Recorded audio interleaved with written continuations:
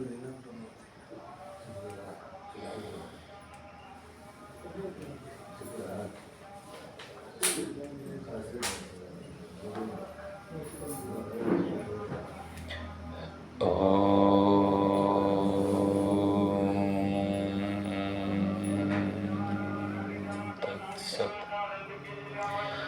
ఒక 3 సార్లు ఓంకారం చెప్దాం.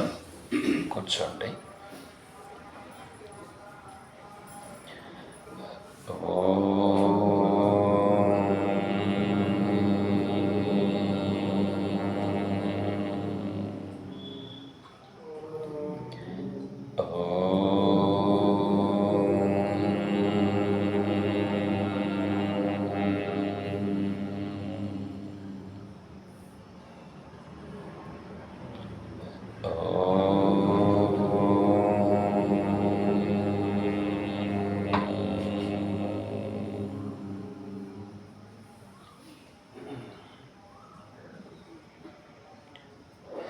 ఓం నమో బ్రహ్మాదిభ్యో బ్రహ్మ విద్యా సంప్రదాయకర్తృభ్యో వంశ ఋషిభ్యో మహద్భ్యో నమో గురుభ్యః.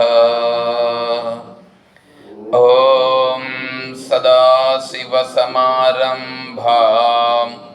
శంకరాచార్యమధ్యమాం తత్వవిదానందపర్యంతం వందే గురుపరంపరాం. ఓం శంకారూపేణ మచ్చిత్తం పంకీకృతమభూద్యయా కిం కరీయస్య సామాయ శంకరాచార్యమాశ్రయేత్. ఓం యుక్తాహార విహారాయ వివిక్తస్థలవాసినే మలయాళయతీంద్రాయ బ్రహ్మనిష్ఠాయ తే నమః. ఓం సర్వమంగళమాంగళ్యే శివే సర్వార్థసాధికే శరణ్యే త్ర్యంబకే దేవి నారాయణి నమోస్తుతే. ఓం నారాయణం నమస్కృత్య నరం చైవ నరోత్తమం దేవీం సరస్వతీం వ్యాసం తతో జయముదీరయేత్. ఓం సహనా భవతు సహనౌ భునక్తు సహ వీర్యం కరవావహై తేజస్వినావధీతమస్తు మా విద్విషావహై. ఓం శాంతి శాంతి శాంతి. హరి ఓం తత్సత్. ఓం పూజ్య గురుదేవులు తత్వవిధానంద సరస్వతి స్వాముల వారి దివ్య చరణార విందములకు ప్రణమిల్లుతూ పరిపూర్ణ పరబ్రహ్మస్వరూపులకు ప్రియాత్మ బంధువులారా, ఓ మీరందరూ కూడా ఆత్మ బంధువులే. ఎవరు ఎక్కువ కాదు, ఎవరు తక్కువ కాదు, అందరూ ఆత్మస్వరూపులే. కాబట్టి ఆత్మస్వరూపులుగా ఉన్నటువంటి అందరికీ కూడా ఓం. అది మనం నాకు ఉపన్యాసం చెప్పేదంతా నాకు పెద్దగా రాదు, దయచేసి నన్ను ఏమనుకోకండి. తర్వాత నిన్న మొన్న కూడా మనం సత్సంగమే చేసుకున్నాం. ఏదైనా మీరు ఒకటో రెండో ప్రశ్నలు ఏవైనా లేవనెత్తితే దానిపైన మనం కొంచెంసేపు మాట్లాడుకోగలుగుతాం. దాంట్లో వీరేదో ఒకటి అన్నారు అప్పుడే, నాకు అప్పుడే చెప్పండి ఏదన్నారు మీరు? స్వామి 5 వచ్చరములు సరివేరా 5×5 25 అండ పిండ బ్రహ్మాండం అంతా 5 విడిచి 6 గురుడు 5 చేసిన వాళ్ళు తత్వం.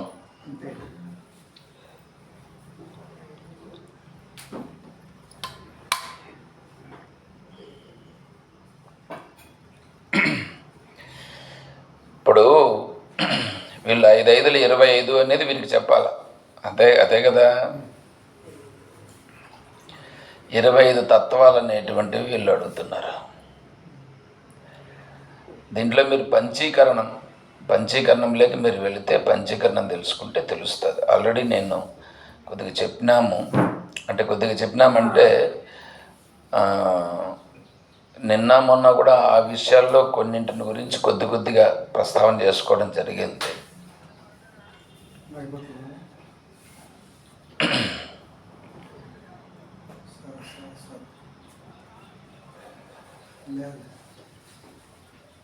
అవ్యక్తాన్మహత్ మహతోహంకార అహంకారాత్ పంచతన్మాత్రాణి పంచతన్మాత్రేభ్యో పంచమహాభూతాని. ఈ సృష్టి కార్యక్రమాన్ని గురించి, సృష్టి జరిగిన విధానాన్ని గురించి పంచీకరణంలో చెప్తున్నారు. మొట్టమొదట అవ్యక్తం ఉన్నది, అవ్యక్తం ఉంది. మీకు సరిపోయేటట్లుగా నేను చెప్పాలని నేను అనుకోవట్లేదు. నేను శాస్త్రం ప్రకారం చెప్తాను, మీకు సరిపోయిందో లేదో చూసుకోండి. తర్వాత ఏం చేయాలంటే మీరు శాస్త్రం ప్రకారం మీరు రండి. తత్వాలు ఉంటాయి, దాంట్లో ఒక్కొక్కరి భావాలు ఒక్కొక్క విధంగా ఉంటాయి. కానీ ఇప్పుడు మీరేం చేయాలంటే ఈ ఉన్న తత్వాన్ని ఒకసారి మీరు సరిచూసుకోవాలి. అవ్యక్తం నుండి మహత్ వచ్చింది. అవ్యక్తం అంటే వ్యక్తము చేయడానికి వీలు కానిది. ఇప్పుడు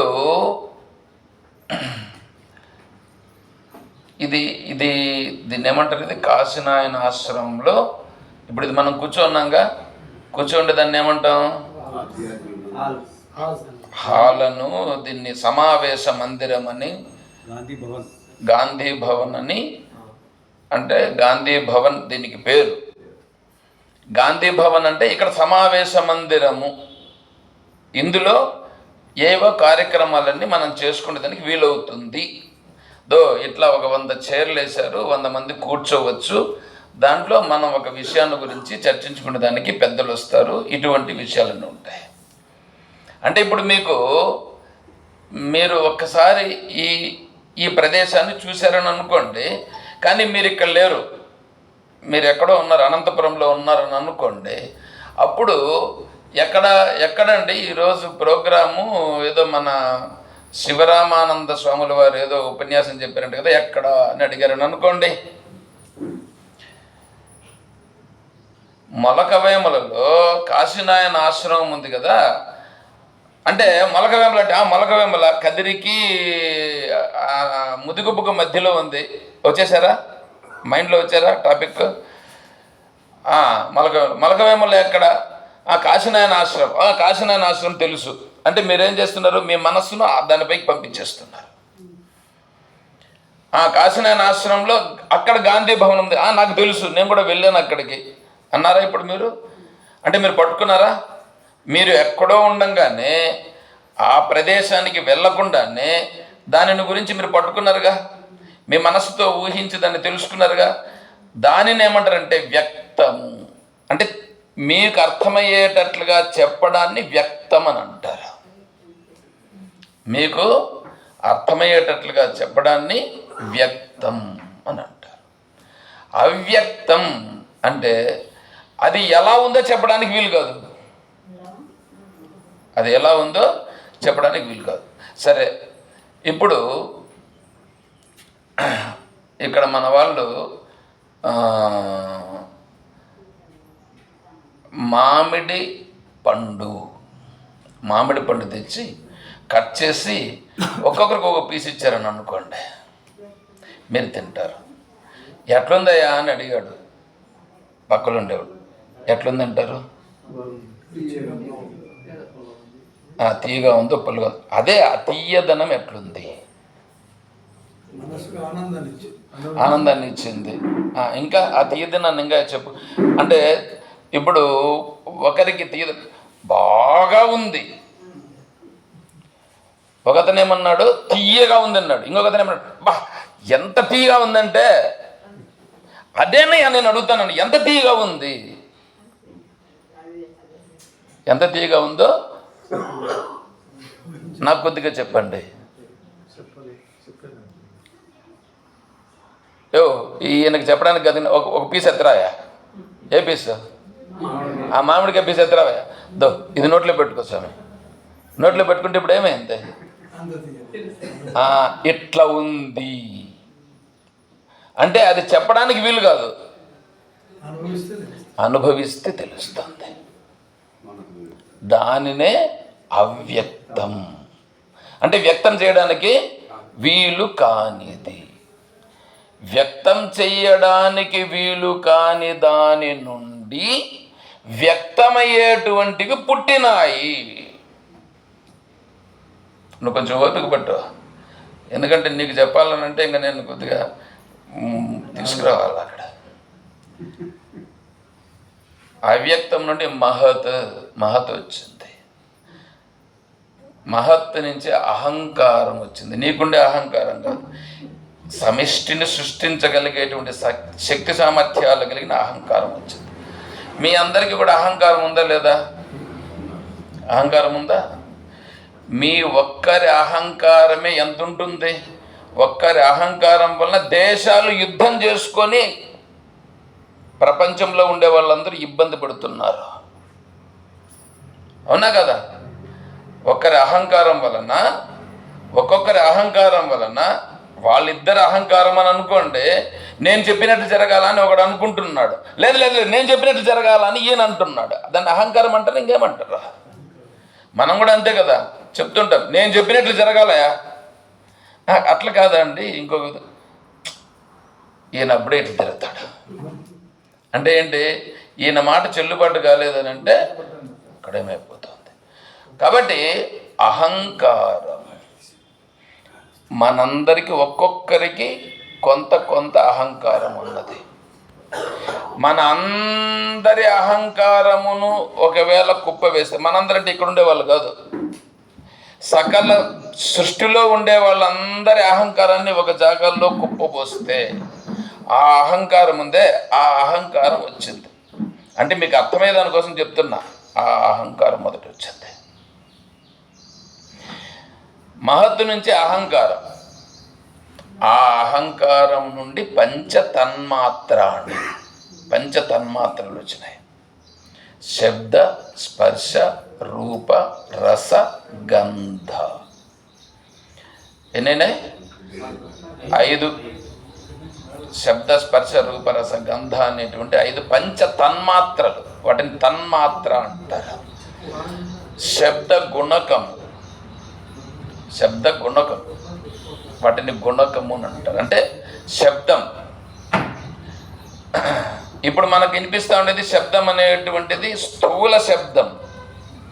ఇది స్థూల శబ్దం. మీరు వింటున్నారుగా, ఈ శబ్దాన్ని దేంతో వింటున్నారు? చెవితో శ్రవణం చేస్తున్నారు, శ్రోత్రేంద్రియముతో.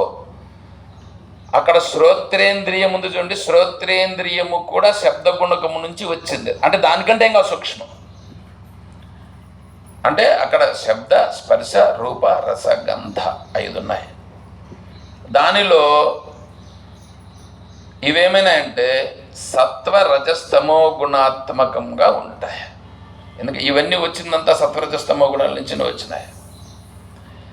ఇప్పుడు ఒక్కొక్కటి ఏమైనాయంటే శబ్ద, స్పర్శ, రూపరస, గంధములు అనేటువంటివి మొట్టమొదట సత్వగుణముగా మార్పు చెందినాయి. సత్వగుణం యొక్క ప్రభావాన్ని ప్రకటించడం జరిగింది. దాంట్లో నుంచి జ్ఞానేంద్రియాలు వచ్చినాయి, వ్యష్టి జ్ఞానం. నిన్నంతా చెప్పినాను మీకు. ఇట్లా నోటితో చెప్తే అర్థం కాదు. దానికి ఏం చేయాలంటే ఒక బోర్డు పెట్టి ఆ బోర్డులో మీకు చూపిస్తూ దీని నుంచి ఇలా వస్తుంది, దీని నుంచి ఇలా వస్తుంది అని మీకు చూపిస్తే కొద్దిగా బాగా అర్థమవుతుంది. అదంతా కూడా నేను ఆల్రెడీ బోర్డులో చూపించి ఉన్నాను. మీరు చూడాలని అనుకుంటే మన గ్రూపులో మన ఛానల్లోకి వెళ్ళి అందులో పంచీకరణం అని ఉన్నది, దాంట్లోకి మీరు వెళితే తెలుస్తుంది. ఆ ముదిగుబ్బలో చెప్పినప్పుడు నేను బోర్డులో వేయలా, కుప్పంలో గీతామందిరంలో వేసిన. మళ్ళా అప్పుడు రికార్డు లేదు, అప్పుడు రికార్డింగ్ లేదు. అక్కడ బోర్డు తెప్పించి అదే పనికి అర్థమయ్యే దానికోసం అప్పుడు చెప్పాము. సరే, ఇప్పుడు ఇక్కడ ఏంటి? శబ్ద స్పర్శ రూపరస గంధ 5 ఉన్నాయి. ప్రతి ఒక్కటి సత్వగుణం, రజోగుణం, తమోగుణం. శబ్దం అనుకో సత్వగుణంగా ఉంది, రజోగుణంగా ఉంది, తమోగుణంగా ఉంది. స్పర్శ కూడా ఇప్పుడు వేరుశెనగ విత్తనం మనం వేసామని అనుకోండి, భూమిలో వేస్తాం. వేరుశెనగ విత్తనం భూమిలో పడితే దాంట్లో నుంచి ఒక చిన్న మొలక వస్తుందా? చిన్న మొలక ఏమవుతుంది? కొద్దిగా 2 ఆకులు వేస్తుంది, మళ్ళా ఒక చెట్టు అవుతుంది. ఏమండి? ఇప్పుడు ఆ విత్తనం ఉందే, వేరుశెనగ విత్తనం, వేరుశెనగ విత్తనమే ఈ చెట్టంతాగా ఉన్నదా, లేదా వేరుశెనగ విత్తనం వేరే, ఈ చెట్టు వేరేనా? మీరేం చెప్పకపోతే నేనేం చెప్పలేను. అంటే మీకు అర్థం కాలేదని అనుకోండి, నేను చెప్పినా కూడా నేను చెప్పేది నాకే అర్థం కాలేదని అనిపిస్తుంది. మీరు ఒకవేళ చెప్పినారనుకోండి, ఓ అంటే వీళ్ళకి అర్థమవుతా ఉంది, నాకు కూడా అర్థమవుతుంది. అంటే ఇప్పుడు వేరుశెనగ చెట్టు అనేది వేరుశెనగ గింజ అంత చెట్టుగా ఉందా, లేదా గింజ చెట్టుగా ఉందా? అమ్మయ్య, నన్ను కొద్దిగా రక్షించినారు మీరు. ఎందుకంటే వేరుశెనగ విత్తనమే చెట్టుగా మార్పు చెందినది, అంతే కదా? మీరు ఎక్కడ చూసినా వేరుశెనగ విత్తనానికి సంబంధించి ఉంటుందా, లేకపోతే వేరే ఉంటుందా? వేరే ఏముండదు, అదే ఉంటుంది. ఈ జీన్సే దాంట్లో ఉంటుంది. అట్లాగే ఇక్కడ సత్వగుణం, రజోగుణం, తమోగుణం అనే 3 నుంచి వచ్చిందన్నమాట దీన్ని. ఇదంతా ఆ అవ్యక్తం అనేటప్పటికే ఇంకా దానికంటే వెనుకపోవాల్సి వస్తుంది. సరే, అవంతా మనకు ఇప్పుడు చెప్పుకుంటే ఇంకా కొద్దిగా ఇదవుతుంది. ఈ అవ్యక్తం అనేటువంటిది రావడమే మహత్ అనేటువంటిదే. మహత్ అంటేనే ఇక్కడ మాయ. ఆ మాయ అనేటువంటిదే త్రిగుణాత్మకం, సత్వరజస్తమో గుణాలు. దాంట్లో నుంచి వచ్చిన ఈ సూక్ష్మ తన్మాత్రలు కూడా ఆ త్రిగుణాత్మకంగానే ఉంటుంది. కాబట్టి ఈ శబ్దం సత్వ రజస్తమో గుణాత్మకముగా అవుతుంది. తర్వాత స్పర్శ సత్వ రజస్తమో గుణాత్మకంగా ఉంటుంది. తర్వాత రూపం కూడా సత్వ రజస్తమో గుణాత్మకంగా. రసం కూడా సత్వ రజస్తమో గుణాలుగా ఉంటుంది. దాని నుంచి వచ్చింది మళ్ళా రసం, అది 3 గుణాలతో ఉంటుంది. గంధము కూడా 3 గుణాలతో ఉంటుంది. ఇవన్నీ సూక్ష్మంగా ఉన్నాయి, ఇంకా స్థూలంగా అలా. ఏమండి? ఇప్పుడు అక్కడి నుంచి సత్వగుణ రూపంగా ఉండే వాటి నుంచి వ్యష్టి సత్వగుణము నుండి జ్ఞానేంద్రియములు వచ్చినాయి. మీ అందరికీ కన్ను, ముక్కు, చెవి, నాలుక, చర్మం ఉన్నాయా లేవా? అమ్మయ్య, ఉన్నాయి. అయితే అంటే కన్నులు ఉన్నాయి, చెవులు ఉన్నాయి, ముక్కు ఉంది, నాలుగు ఉంది, చర్మం ఉంది. ఇది పైకి కనిపించేటువంటి అవయవములు. దాని లోపల ఉన్నాయి. కన్నులో రూపమును చూచేటువంటి చక్షురింద్రియం ఉన్నది. చెవియందు శ్రోత్రేంద్రియం ఉన్నది. నాలుక యందు రసనేంద్రియం ఉన్నది. ముక్కు యందు ఘ్రాణేంద్రియం ఉన్నది. చర్మమునందు స్పర్శేంద్రియం ఉన్నది. ఇవన్నీ అక్కడ సత్వగుణాంశం నుంచి పుట్టినటువంటి వ్యష్టి యొక్క సప్తగుణాంశం నుంచి పుట్టినటువంటి జ్ఞానేంద్రియములు ఇవి. అదేవిధంగానే వ్యష్టి రజోగుణం నుంచి పుట్టినటువంటివి కర్మేంద్రియములు. వాక్, పాణి, పాద, పాయు, ఉపస్థ అవన్నీ కూడా మీకున్నాయి. వాక్ ఉంది, పాణి చెయ్యి, పాదం కాలు, మూత్రరంధ్రం, మలరంధ్రం ఇవన్నీ కూడా ఉన్నాయా?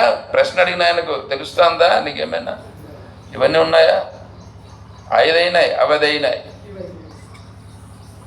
మళ్ళా సమిష్టి సత్వగుణం నుండి మనస్సు వచ్చింది, సమిష్టి రజోగుణం నుండి ప్రాణం వచ్చింది. ఆ తర్వాత తమో గుణాంశంలో ఉన్నాయి చూడండి మీతోటివి. ఆ తమో గుణాంశాలు 5 ఉన్నాయి. అవి మళ్ళీ ఇప్పుడు విభజన చెందుతాయి. తమో గుణాంశం ఇప్పుడు శబ్ద తన్మాత్ర తమో గుణాంశం చూడండి, అది ఒకటేమవుతుందంటే 2గా విభజన చెందుతుంది. శబ్ద గుణకము తమో గుణాంశంలో 2గా విభజన చెందుతుంది. స్పర్శ 2గా విభజన చెందుతుంది. అదేవిధంగా రస, గంధ, రూప అన్నీ కూడా 2 అయినాయి. ఇప్పుడు మొత్తం ఎన్నివి 5 ఉన్నాయి. 5 ఏమైనాయి? 1 2 అయినాయి, 10 అయినాయి. సరే ఉండని. ఇప్పుడు ఈ 2 అయినాయి చూడండి, ఒక్కొక్క భాగం అలాగే ఉంచండి, ఒక్కొక్క భాగం అలాగే ఉంచండి. మిగతా ఇంకొక భాగం ఉందే, అదేమైందంటే 4 భాగములైనది. ఇప్పుడు 1 ఎన్నైనాయి? 4 భాగాలైనాయి. అంటే ఇప్పుడు ఫస్ట్ మీరు అర్థం చేసుకోండి. ఇప్పుడు శబ్ద ఉంది కదా, శబ్ద ఏమైంది? 2 అయింది. శబ్ద 2 అయింది. దాంట్లో 1 ఏమైంది? 1 అలాగే ఉంది. ఇంకోటి ఏమైంది? 4 అయింది. అప్పుడు ఇది ఎంత అయింది? శబ్దం ఎన్ని అయినాయి? మొత్తం 5 అయినాయి. శబ్దం 5 అయిందా? స్పర్శ 2 అయ్యింది కదా, అది 5 అయిందా? శబ్దం 5, స్పర్శ 5, రూపం 5, రసం 5, గంధం 5. ఎన్ని అయినాయి?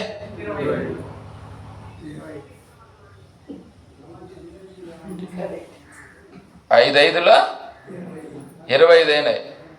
అవి పంచీకరణం చెంది ఒకదానితో ఒకటి కలుస్తాయి. అంటే శబ్దం 2 అయిందిగా, శబ్దం 2 అయి పెద్దది 1 అట్లే ఉంది. మిగతా 4 ఉన్నాయే, మిగతా 4 ఒక్కొక్క దానితో ఒకటి కలుస్తుంది. స్పర్శ, రూప, రస, గంధ దాంట్లో దీంట్లో ఉండే 4 వెళ్ళి ఒక్కొక్క దాంట్లో ఒకటి కలుస్తుంది. అట్లాగే అవి కూడా 1 పెద్ద భాగం అలాగే ఉండి మిగిలిన 4 ఒక్కొక్క దానితో కలుస్తాయి. ఇప్పుడేమైనా అన్నీ కలిసినప్పుడు తమో గుణాంశము అన్నీ కలిస్తే స్థూలముగా ఏర్పడతాయి. అలా స్థూలంగా ఏర్పడినటువంటివే ఈ పంచమహాభూతములు. ఇప్పుడు శబ్ద రూపంగా ఉండేటువంటిది సగం అలాగే ఉన్నది కదా, పెద్దగా ఉన్నది కదా, అదే ఆకాశముగా ఉన్నది. ఆకాశం ఉంది కదా, మీకు అందరికి కనిపిస్తుంది కదా ఆకాశం. ఆకాశం అంటే పైన ఏమన్నా ఒక గుండిగా బోర్లించినారా? ఏం బోర్లించలేదు.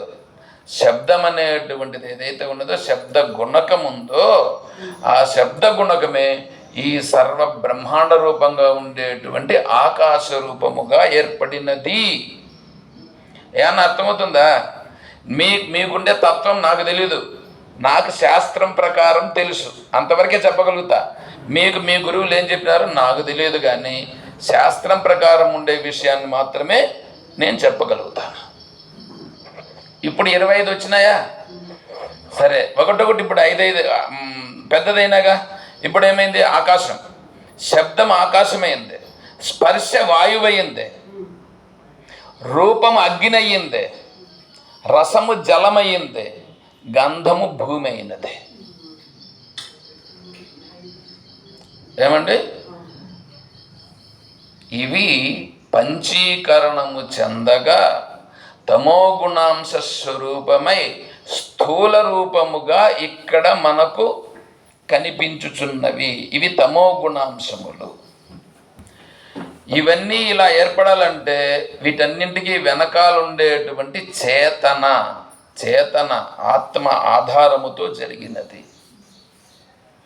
దాని నుంచినే, ఆ పంచమహాభూతాల నుండినే ఈ శరీరాలన్నీ కూడా మీ కర్మానుసారముగా మీ శరీరములను తయారు చేయడం జరిగినది. మీ శరీరాలు అన్నీ ఉన్నాయిగా, ఈ శరీరాలు దేంతో తయారైనాయి? పంచమహాభూతాలతో తయారైనాయి. ఆ పంచమహాభూతాల నుంచి మీరు తీసుకొని ఇక్కడ తయారు చేయడం జరిగింది. సరే, ఒకవేళ ఈశ్వరుడు తయారు చేశాడు అంటే ఎట్లా తయారు చేస్తాడు? నీ కర్మానుసారంగానే తయారు చేస్తాడు, కానీ నీ కర్మకు తగ్గట్టుగా నీ శరీరమును తయారు చేశాడు. నీకు కర్మలు వాసనలు ఎంతవరకు ఉంటాయో అంతవరకు నీకు స్థూల శరీరము, సూక్ష్మ శరీరం, కారణ శరీరం అనేటువంటివి ఇవి నడుస్తూ ఉంటాయి. యదా న లభతే హేతూన్ ఉత్తమాధమ మధ్యమాన్. నీ యొక్క సంస్కారాలు, నీ యొక్క వాసనలు లేవనుకోండి, నీ సంస్కారాలు నీ వాసనలు లేవు. యదా నా లభతే నీ ఇప్పుడు కుమ్మరివాడు మట్టి తెచ్చుకున్నాడు. మట్టి తెచ్చుకొని, మట్టి అంటే మామూలు మట్టి కాదు, బంక మట్టి తెస్తాడు, తోలుతారు.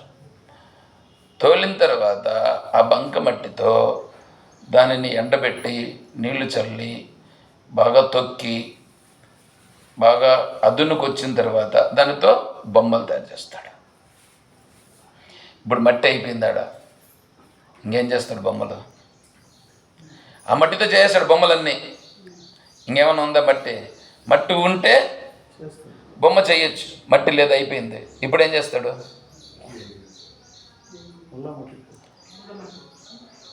మట్టి లేదు, అయిపోయింది. ఇప్పటి వరకు మాట్లాడు, మళ్ళీ చూద్దాం. ఇప్పుడు మట్టి లేదుగా. ఇప్పుడు మట్టి లేదంటే ఇప్పుడు పని చేయడం అయిపోయింది. అలాగే నీ కర్మలు, నీ సంస్కారాలు, నీ వాసనలు లేవనుకో. నీ కర్మలు, నీ సంస్కారాలు, నీ వాసనలు లేవు. అన్నీ ఏమైపోయినాయి? అన్నీ భస్మం అయిపోయినాయి. నీ కర్మలు లేవు. నాకు కర్మ లేదు, నాకు వాసనలు లేవు, నాకు సంస్కారములు లేవు. నేను అహం నిర్వికల్పో నిరాకార రూపో విభుత్వాచ్చ సర్వత్ర సర్వేంద్రియాణం నచాసంగతం నైవ ముక్తేర్న మేయః చిదానందరూప శివోహం. ఇప్పుడు నువ్వు జీవించి ఉండగానే, ఇప్పుడే నీ శరీరం బాగుండగానే, నీ మనస్సు బాగుండగానే, నీ జ్ఞానేంద్రియములు బాగుండగా, నీ కర్మేంద్రియములు బాగుండగానే, ఈ వివేక జ్ఞానము చేత నువ్వు తెలుసుకొని ఈ శరీరము కానీ, ఈ మనస్సు కానీ, ఈ బుద్ధి కానీ, ఈ అహంకారం కానీ, ఈ ప్రాణం కానీ, దీనికి నాకు ఏమీ సంబంధము లేని చిదానంద స్వరూపుడును నేను అని నీవు అనుభవములోనికి ఎప్పుడు తెచ్చుకుంటావో అప్పుడు ఆ శరీరంతో చేసేటువంటి కర్మలు, ఆ శరీరంతో జరిగేటువంటి వ్యవహారాలు కేవలం నీ ప్రారబ్ధానుసారంగా జరుగుతున్నాయని నువ్వు ఎప్పుడు చూస్తావో, కేవలం ఇది ప్రారబ్ధానుసారంగా జరుగుతుంది కానీ నాకేమీ సంబంధం లేదు, జరిగేటివన్నీ నేను చేయుటలేదు. ప్రకృతే క్రియమాణాని గుణై కర్మాణి సరే, నేను ఒకటి అడుగుతాను, చెప్పండి. మీరు సంకల్పించి ఏదైనా చేస్తున్నారా, సంకల్పించకుండా చేస్తున్నారా? మీ సంకల్పం అనేది లేకుండా అయిపోవాలి.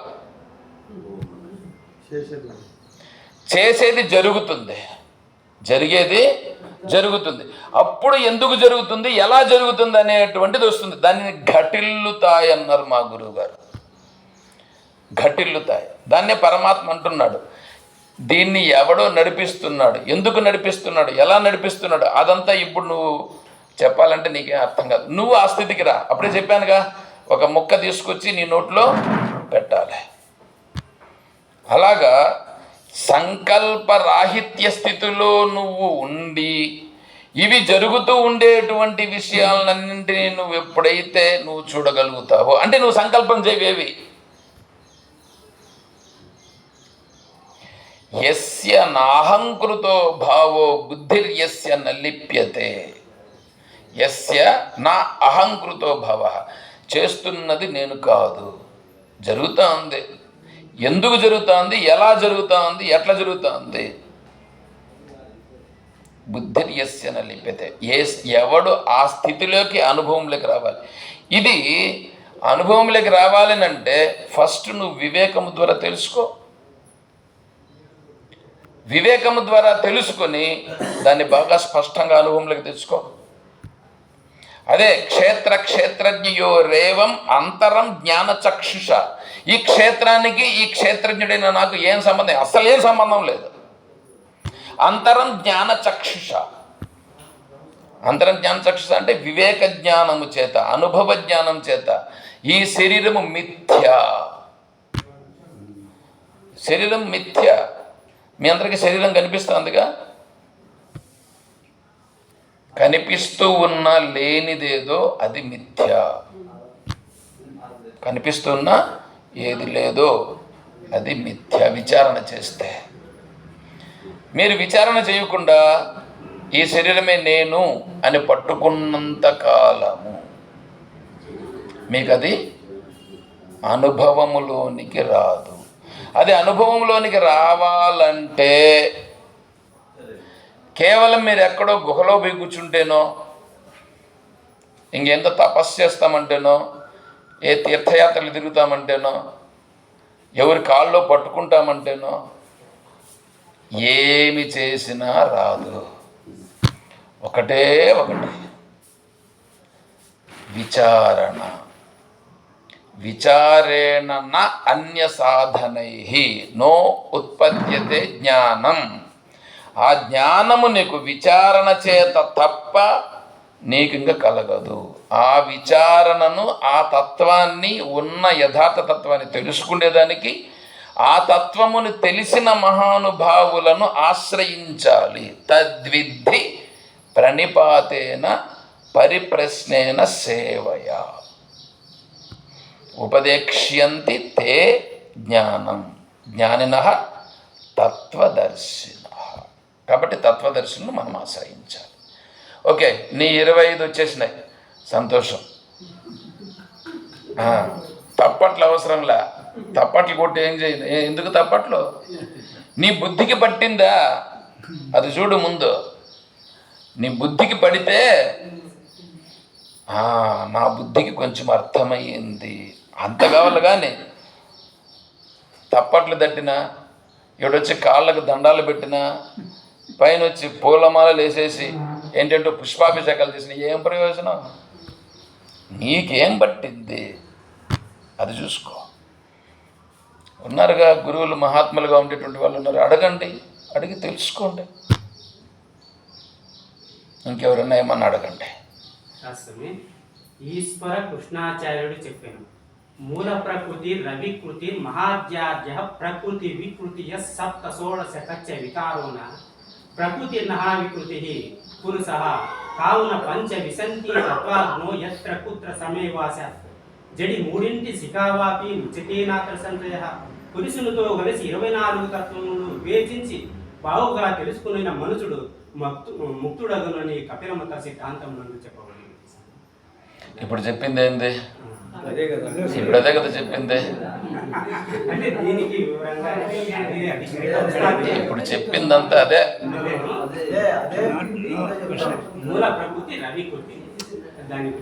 దానికి సత్సంగం అంటే చాలా తెలివిగా ఉండాలి సార్. ప్రశ్నలు ఎప్పటికే కానీ దాన్ని వ్యవస్థ తప్పను వదిలే. అది ప్రశ్నలు వేయచ్చు. నాకు మాత్రం సత్సంగం, నాకు ప్రశ్నలు కావాలి.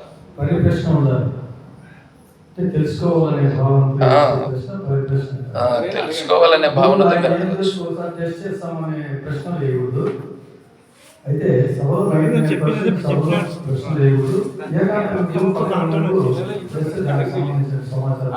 సమాధానం చెప్పినా ఆ సమాధానం స్వామి కూడా చెప్తాడు. సాంఖ్య దర్శనంలో ఉండే దాని గురించి మీకు ఎవరో భాగవతంలో ఉంది. అది సీతారామాంజనేయ సంవాదంలో సీతారామాంజనేయ సంవాదంలో ఉన్నది సాంఖ్య దర్శనాన్ని గురించి అందులో కొద్దిగా వివరించారు. సీతారామాంజనేయ సంవాదం కూడా ఏమిటి ప్రమాణం మీద ఆధారపడింది అది నీకు అర్థం అది పంచ విసంతి తత్వ నిరూపణలో అదే పంచీకరణం. సరేనా? పంచ వితంతి కాదు, పంచ విశంతి. విశంతి అంటే సరే సరే ఉన్నిలేండి, ఆ టాపిక్ అక్కడికి వచ్చి పెడదాం.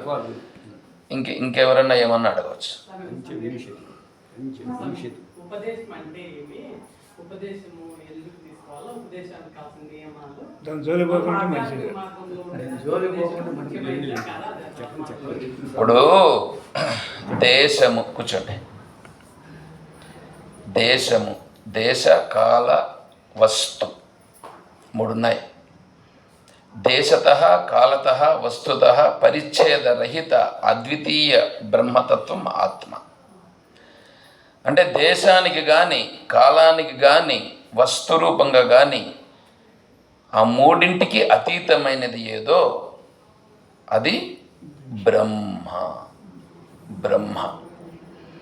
దేశము, దేశము, దేశము అని అంటే ఇప్పుడు నీకు కనిపిస్తున్నటువంటి స్థూలం ఇదంతా దేశం, ఇదంతా దేశం.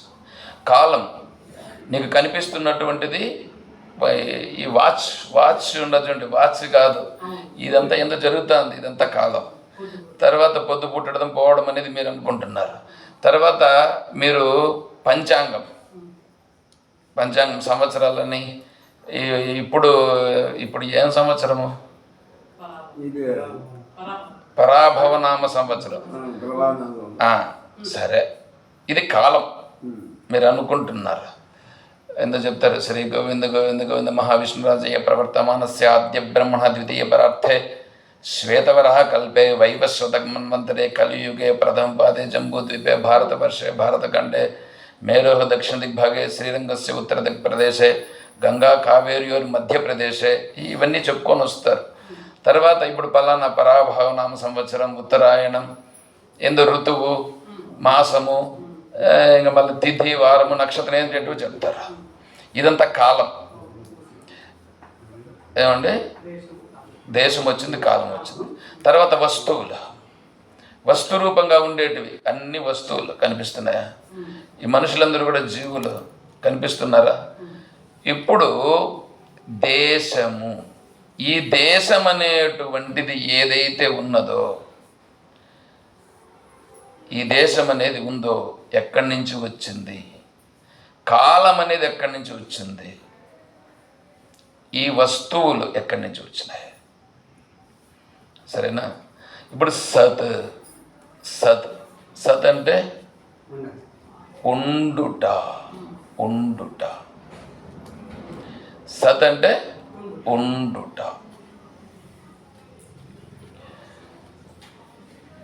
ఈ ఉండుట అనేటువంటిది ఉందే, మీరు చూస్తున్నటువంటి దేశం కూడా ఉందిగా, దేశం ఉంది.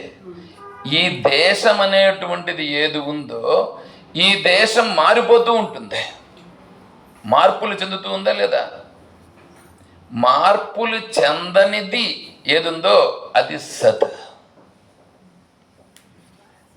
సతే నీకు దేశముగా తెలియబడుచున్నది. సత్ అంటే ఉండుట. ఆ ఉండుటయే నీకు దేశముగా తెలియబడుచున్నది. Okay, number 1 settled. నెంబర్ 2 తర్వాత కాలము. కాలమును నువ్వు గుర్తించాలంటే నీకు మనస్సు ఉండాలి.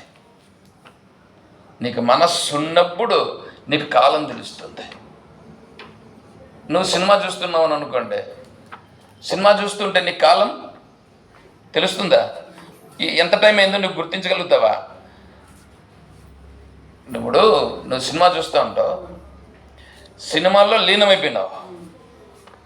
సినిమాలో లీనమైపోతే సినిమా అయిపోయిన తర్వాత ఒరే అప్పుడే ఇంత టైం అయిపోయిందా అని అనిపిస్తుందా? అంటే నువ్వు కాలాన్ని గుర్తించినావా? కాలాన్ని గుర్తించిన అంటే కాలం అనేటువంటి దాన్ని అతిక్రమించేసినావు. అంటే నీ మనస్సు ఉన్నప్పుడు కాలం ఉంది, నీ మనస్సు లేకపోతే కాలం లేదు. ఇప్పుడు నువ్వు నిద్రపోయినావు, నిద్రపోయినప్పుడు నువ్వు నిద్రలో నీకు కాలం తెలుస్తా ఉందా? లేదు. ఎందుకు? మనస్సు లేదు.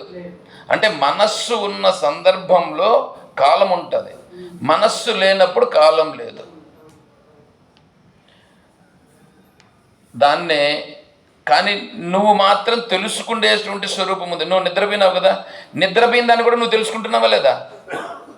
నిద్రపోయిన దాన్ని నిద్ర లేచిన తర్వాత నువ్వు గుర్తిస్తున్నావు కదా, నేను నిద్రపోయినాను గుర్తిస్తున్నావు కదా. ఆ గుర్తించుటని చిత్ అంటారు.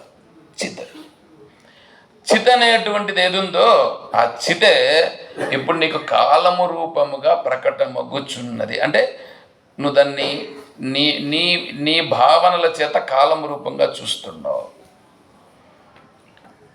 తర్వాత నీకు శరీరం ఉంది. నీకు శరీర భావన ఎంతవరకు ఉంటుందో అంతవరకు ఇవన్నీ వస్తువులనే భావన ఉంటుంది. దేశము, కాలము, వస్తువులు, ఈ మూడు తెలుస్తూ ఉన్నాయంటే దేని నుంచి తెలుస్తున్నాయి? దేశం సతే, సతే నీకు ఈ దేశం రూపంగా తెలుస్తున్నది. చితే కాలం రూపంగా తెలుస్తున్నది. నీ నీ నీ స్వరూపాన్ని నువ్వు శరీరముగా భావిస్తున్నావు కాబట్టి వీళ్ళందరూ కూడా జీవులు, మనుషులు, ఇవన్నీ చెట్టు చేమలు, పుట్టు, ఇవన్నీ తెలుస్తున్నాయి నీకు. నీ అంతట నీవు సత్, చిత్, ఆనందం అంటే ఏమిటి అని విచారణ చెయ్యాలి. అప్పుడేమవుతుందంటే ఈ దేశమంతా సత్ నందు విలీనమైపోతుంది. అప్పుడు ఉన్నదే సత్, ఉన్నదే సత్. సతే దేశం, దేశమే సత్. సత్కు దేశమునకు తేడా లేదు. చిత్ కాలం, కాలం ఉన్నదంతా కూడా చిత్ నుంచినే ప్రకటమైనది. తర్వాత శరీర భావనతో నువ్వు ఉన్నావు కాబట్టి ఇవన్నీ వస్తువులు తెలుస్తున్నాయి. నువ్వు సత్, చిత్, ఆనంద స్వరూపమును గురించి విచారణ చేస్తే అప్పుడు ఈ దేశ కాల వస్తు అతీతమైనటువంటి స్వరూపము ఏదున్నదో దాని నుంచి ఇవన్నీ ప్రకటమైనాయి. ఆ దేశకాల వస్తు అతీత స్వరూపమును గురించి తెలుసుకోవడం కోసం ఈ మానవ శరీరం వచ్చినది, ఈ మానవ జన్మ వచ్చినది. ఈ మానవ జన్మతో ఈ దేశములో ఉండేదానికి, ఈ కాలంలో ఉండేదానికి, ఈ వస్తువులకే మనము పరిమితమైపోయి దానికి లోబడిపోయి ఉన్నాం. అలా కాకుండా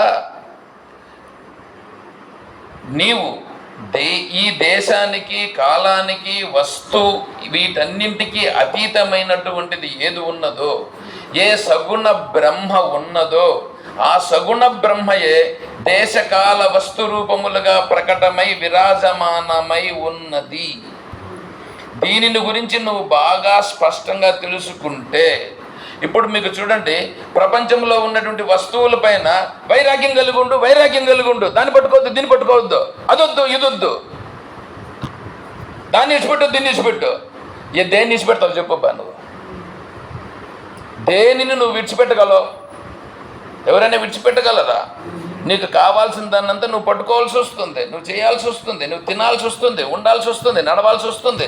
నడవాలంటే ఎండ, చెప్పులు కావాలి, వేసుకోవాలి. ఇప్పుడు ఈ ఎండకు తట్టుకోవాలంటే వస్త్రాలు కావాలి, ఈ ఎండకు తట్టుకోవాలంటే నీళ్లు తాగాలి, ఆచ్ఛాదన కావాలి. ఏమి విడిచిపెడతాం? ఏమి విడిచిపెట్టడానికి కుదరదు. కాబట్టి ఏం చేయాలంటే వైరాగ్యం అంటే ఉన్న యథార్థమైన స్థితిని తెలుసుకొనుట. ఇదంతా సగుణ బ్రహ్మయే. సగుణ బ్రహ్మము కంటే ఏ కించిత్తు కూడా మత్త పరతరం నాణ్యత కించిదస్తి ధనంజయ. నాకంటే వేరుగా కించిత్తు కూడా వేరే లేదు. ఏది? ఈ సకల బ్రహ్మాండమంతా కూడా నాకంటే వేరేగా లేదు, అంతా నేనే. విరాట్, ఈ విశ్వరూపమును చూపించాడు శ్రీకృష్ణ పరమాత్మ. కాబట్టి ఈ సకల బ్రహ్మాండమంతా ఎవరు? సగుణ బ్రహ్మ. సగుణ బ్రహ్మ అంటే ఏమిటి? సగుణ బ్రహ్మ, నిర్గుణ బ్రహ్మ అని రెండు ఉన్నాయి. నిర్గుణ బ్రహ్మ అనేటువంటిది గుణరహితమైనటువంటి స్వరూపం. ఆ గుణరహితమైన స్వరూపమే సగుణ బ్రహ్మగా ప్రకటమై ఇదంతా విరాజమానమై ఉన్నది. ఈ సగుణ బ్రహ్మ స్వరూపమును నువ్వు చూసావని అనుకోండి, ఇప్పుడు నువ్వు ఎక్కడ పోతావు? పో, ఎక్కడ పోయినా నువ్వు ఎక్కడున్నావు? సగుణ బ్రహ్మలోనే ఉన్నావు. నువ్వు ఉన్న సర్వము నువ్వు ఎక్కడికన్నా పో, సగుణ బ్రహ్మ. దీనికి ఒక చిన్న ఉదాహరణ చెప్తాను. ఏమిటంటే, ఒక ఆశ్రమంలో గురువు గారు ఉన్నారు. ఆ గురువు గారికి ఏమో శిష్యులు ఒక 100 మంది ఉన్నారు. 100 మంది గురువు గారి వద్ద అధ్యయనం చేశారు. అయితే గురువు గారికి వయస్సు మీద పడడంతో ఎవరిని ఉత్తరాధికారిగా నియమించాలి అని ఒక నిర్ణయానికి రావాల్సి వచ్చింది. అప్పుడు ఏం చేశాడంటే గురువుగారు, అందరూ నా దగ్గర అధ్యయనం చేసిన వాళ్ళే, దీంట్లో నిజంగా తత్వాన్ని తెలుసుకున్నవాడు ఎవడు, వాడికి మనం పీఠాన్ని అప్పగించాలి అని నిర్ణయానికి వచ్చి 100 అరటిపళ్ళు తెప్పించి అందరికీ ఈ అరటిపళ్ళని ఇచ్చేదానికి ముందు చెప్పాడు, నాయనా ఈ ప్రసాదాన్ని ఎవ్వరూ చూడని ప్రదేశములో మీరు తినండి అని చెప్పాడు. ఎవరు చూడని ప్రదేశములో మీరు తినండి. వీళ్ళు తీసుకున్నారు. వీళ్ళు తీసుకొని వెళ్ళారు. వీడు పోతానే ఎవరు కనిపించలేదు. ఒకడు తినేసాడు, ఇంకోటి రూమ్లోకి పోయి తినేసాడు, ఇంకోటి రూమ్లోకి పోతే బయట ఎవరైనా చూస్తారేమో గెడేసుకొని తిన్నాడు, ఇంకోడు అటకెక్కి తిన్నాడు, ఇంకోటి ఇంకెక్కడో పోయి తిన్నాడు, ఇట్లా ఇంకోటి అడవిలోకి పోయి తిన్నాడు. ఇట్లా అందరూ తిన్నారు, తినేసినారు. సరే, మీకు టైం ఎప్పుడంటే రేపు నాకు చెప్పాలి. మరుసటి రోజు వచ్చినారు. అబ్బా, నిన్న నేను ఇచ్చిన ప్రసాదమును అందరూ స్వీకరించినారా? అందరూ తినినారా? తిన్నాం గురువు గారు. అందరూ తినేశారు. అందరూ తిన్నారు. అందరూ తిన్నారన్నమాట. ఒక కథను మాత్రం ఏం చేశాడంటే, అరటిపండు తీసుకొచ్చి గురువు గారు ఉండేటువంటి టేబుల్ మీద పెట్టేశాడు. గురువు గారు, నేను తినలేదు. వీళ్ళందరూ అనుకుంటున్నారు వీడికి అయింది బుద్ధ కథ. ఎందుకు? గురువుగారు చెప్పింది చిన్న పని. ఏమిటి పని? అది కూడా అరటిపండు ప్రసాదమునిచ్చి తినప్పా అనంటే, అరటిపండును కూడా తినలేని వాడు ఇంకా గురువు గారు చెప్పే పని ఇంకేం చేస్తాడు? వీడికి బుద్ధ కథ అయిపోయింది గురువు గారి దగ్గర. సరే, ఇప్పుడు వీళ్ళందరూ మీరు ఎక్కడెక్కడ తినినారు అడిగినారు. ఒక్కొక్కడు ఇవన్నీ చెప్పినాడు, స్టోరీలన్నీ చెప్పాడు. ఇంకోటి నేను కంబడి మూసుకొని తిన్నాడంటే వీడు. ఎట్లా ఉంటుంది చూడండి. అందరిది అయిపోయింది. ఇంకా వీడిని పిలిచాడు. ఏమయ్యా, కనీసం అరటిపండు ప్రసాదం ఇస్తే నువ్వు తినలేకుండా పోయినావే ఎందుకు? నిలదీసినాడు గురువుగారు. గురుదేవా, ఎవ్వరూ చూడకుండా తినమని మీరు చెప్పారు. నేను ఎక్కడికి పోయినా ఈ సగుణ బ్రహ్మ రూపంగా ఉన్నటువంటి స్వరూపం నన్ను చూస్తూనే ఉన్నది. సగుణ బ్రహ్మ రూపంగా ఉండే స్వరూపము నన్ను చూస్తూనే ఉన్నది. కావున నేను ఈ అరటిపండు ప్రసాదమును తినలేకపోయినాను. అంటే ఇప్పుడు అర్థమేమైనదే? సగుణ బ్రహ్మను గురించి తెలిసింది ఎవరికి? ఇతనికి మాత్రం. తినలేకపోయాడుగా. ఎందుకు తినలేకపోయాడు? ఎక్కడ చూసినా సగుణ బ్రహ్మే అతనికి తెలుస్తుందా లేదా? తెలుస్తుందంటారా? అలాగా నీకు ఏ రోజు తెలుస్తుందో, ఏ రోజు కాదు, ఏ క్షణంలో నీకు తెలుస్తుందో, నువ్వు ఎప్పుడు గుర్తిస్తావో అప్పుడు నువ్వు సగుణ బ్రహ్మస్వరూపం యొక్క తత్వాన్ని నువ్వు తెలిసిన వాడు అవుతావు. అప్పుడు నువ్వు నిజమైన వైరాగ్య పురుషుడు అవుతావు. అప్పుడు నువ్వు నిజంగా విడిచిపెట్టిన వాడు అవుతావు. ఇదేది తెలుసుకోకుండా మనం అంతా దాన్ని విడిచిపెట్టాలా, దీన్ని విడిచిపెట్టాలి, అదేమో నాకు తెలియదు, మీరు విడిచిపెట్టాలి కాబట్టి విడిచిపెట్టాలి, నాకేం అభ్యంతరం లేదు. ఇల్లు ఇడిచిపెట్టినా మనసులో ఇల్లు పెట్టుకుంటే ఏం చేస్తాం చెప్పండి? ప్రియురాలను ఇడిచిపెడతాడు. నిన్ను వీడని నీడను నేను అని లోపల కూర్చొని ఉంటుంది. ఆమెకేమో దూరమైనాడు వీడు కళ్ళు మూసుకొని ఏం చేస్తుందో ఏమో, ఇంకేంది విడిచిపెట్టిండి వీడు పిండా కూడా. అవునా కదండి? ఆలోచన చేయండి. కాబట్టి నువ్వు బ్రహ్మస్వరూపాన్ని చూడు, సగుణ బ్రహ్మను చూడు. ఇది సగుణ బ్రహ్మను చూచి సగుణ బ్రహ్మ తర్వాత ఉండే నిర్గుణ బ్రహ్మతత్వాన్ని తెలుసుకొనుట, అది నా స్వరూపమని తెలుసుకొనుట. ఇవన్నీ తెలుసుకొనుట అనేది ఉందో ఉప అనంటే సమీపము. ఎక్కడికి సమీపము? ఈ సగుణ బ్రహ్మ నిర్గుణ బ్రహ్మ స్వరూపం ఏది ఉన్నదో ఆ సగుణ నిర్గుణ బ్రహ్మ స్వరూపము యొక్క స్వరూపమునకు సన్నిధానమునకు చేర్చుట. ఆ మార్గములో నేను వెళ్ళాలి, నేను ఎలా వెళ్ళాలని అది తెలిసిన మహానుభావుని దగ్గరికి వెళ్ళి వారిని ఆశ్రయించి వారిని అడిగితే వారు నీకు మార్గమును సూచిస్తారు. అది ఉపదేశం అవుతుంది. ఆ మార్గంలో మనము నడవవలసి ఉంటుంది. అందుకు మనకు ఈ జీవితము వచ్చినది. సరేనా? 1 గంట అయినది. ఏడపోయినారు మన స్వామి మునిరామిరెడ్డి గారు. సరే, ఇంకా ఎవరికైనా ఏమైనా ఉందా? ఎందుకంటే మళ్ళీ సాయంకాలం ఉందా క్లాస్ ఏమన్నా? ఎందుకంటే అడగండి మీరు. ఎవరైనా డౌట్స్ అడగాలని ఉంటే, సత్సంగం చేయాలనంటే నేను ఉండగలుగుతాను. లేదనుకో మనం ఎందుకు, వేరే ఏదో ఉంటాయి కదా, దాన్ని బట్టి మీరు చూసుకొని చెప్పండి. సరే, నేను మళ్ళీ అవకాశం ఇస్తున్నా. ఎవరైనా ఏమైనా సందేహాలు ఉంటే అడగచ్చు. సరే, ఎవరు అడగలేదు కాబట్టి ఇప్పటికి ముగిద్దాం.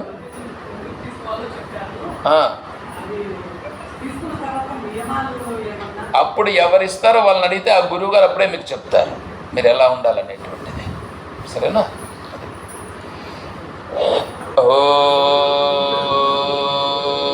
ఓం తత్సత్. ఓం అసతో మా సద్గమయ. ఓం తమసో మా జ్యోతిర్గమయ. ఓం మృత్యోర్మా అమృతం గమయ. ఓం శాంతి శాంతి శాంతి. ఓం పూర్ణమదః పూర్ణమిదం పూర్ణాత్ పూర్ణముదచ్యతే పూర్ణస్య పూర్ణమాదాయ పూర్ణమేవావశిష్యతే. ఓం సర్వేషాం స్వస్తిర్భవతు. ఓం సర్వేషాం శాంతిర్భవతు. ఓం సర్వేషాం పూర్ణం భవతు. ఓం శాంతి శాంతి శాంతి. హరి ఓం తత్సత్. ఓం శంభో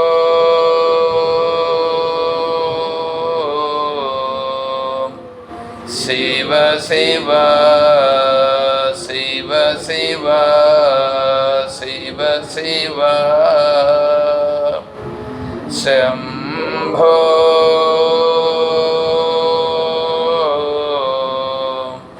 శివ శివ శివ శివ శివ శివ. శంభో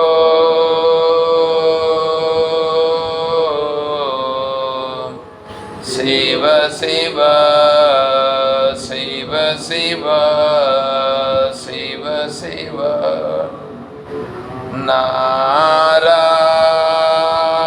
నారాయణ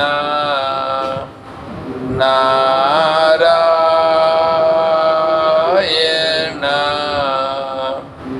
నారాయణ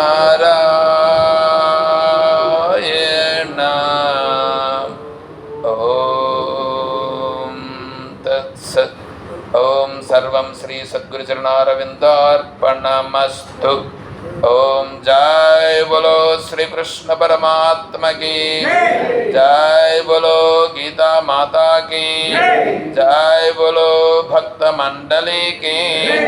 हर नमः पार्वती पतये, हर हर महादेव शंभो शंकर। जय सीताराम। हरि ओम तत्सत। ओम गीता माता को जय, गीता परमात्मा को जय, अतिमलापल्ली वीर ब्रह्मगार के जय, गोविंद बाबा को जय, राम सिद्धయ్య को जय, ఈ సంఘానికి जय। జై రమణ గోవింద రాజోడ్డాన భాగవతముల గోవింద అన్నపుణ్యేశ్వర తల్లి భాగవతముల గోవింద నరసింహస్వామి భాగవతముల గోవింద। हरि ओम तत्सत। ओम